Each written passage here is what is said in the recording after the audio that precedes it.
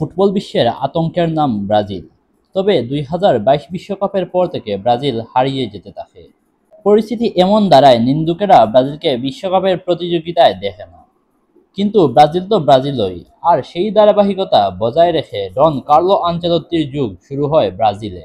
মনীষীদের মতে আনচেলত্তি বুড়ো ড্যামেজ মাল, আর বুড়ো হারের বুদ্ধিতেই এবার কুটিবক্ত দেখছে বিশ্বজয়ের স্বপ্ন।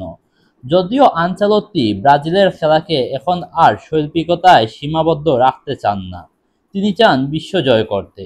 যেই ব্রাজিল বরাবরই মুগ্ধ করেছে তাদের শৈল্পিকতায়, সেই ব্রাজিল এবার আনচেলত্তিতে দেখাচ্ছে না সেই মায়াভরা শৈল্পিকতা।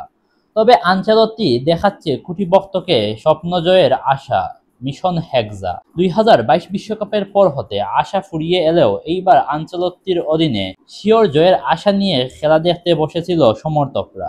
আর চিলির বিপক্ষে সেই আশাকে আনচেলত্তি পূর্ণ করে হয়ে গেছেন ভরসার প্রতীক। চিলির বিপক্ষে ব্রাজিল দল পুরো ম্যাচেই ডমিনেট করে খেলছে।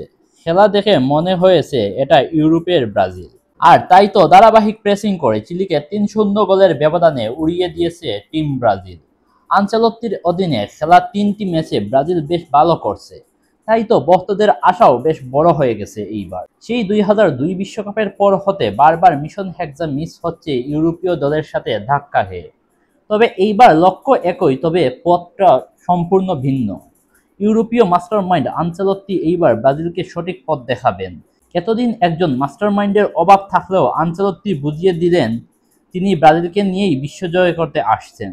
এইবার দেখার পালা মিশন হেক্সা কমপ্লিট হয় কিনা, নাকি মাস্টারমাইন্ড আনচেলত্তিও ডুবে যান ব্রাজিলকে নিয়ে। নেইমারবিহীন দল নিয়েই যেহেতু আশায় বুক বাঁধাচ্ছেন, সেহেতু নেইমার সহ আনচেলত্তি হয়তো করবেন বাজিমাত।